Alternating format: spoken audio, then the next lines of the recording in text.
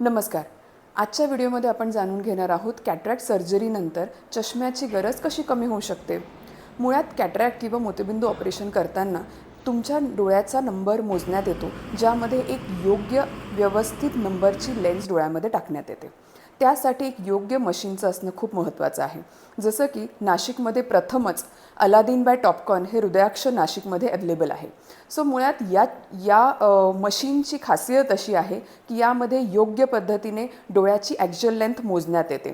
त्यासोबतच प्लसिडो based ring असल्याकारणाने corneal कर्वेचरसुद्धा योग्य पद्धतीने मोजण्यात येतं आणि त्यामुळेच एक ॲक्सेसचा नंबर किंवा सिलेंड्रिकल पॉवरचा नंबरसुद्धा योग्य पद्धतीने काढण्यात येतो. त्यासोबतच ICL लेन्सची मोजमापही योग्य पद्धतीने करण्यात येते.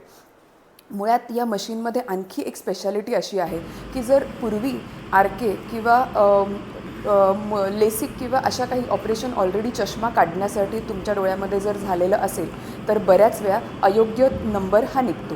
या मशीनची स्पेशालिटी अशी आहे की कुठलीही रिफ्रॅक्टिव्ह सर्जरी जरी झालेली असेल तरी योग्य पद्धतीने यामध्ये एक परफेक्ट नंबर काढण्याची खासियत या मशीनची आहे.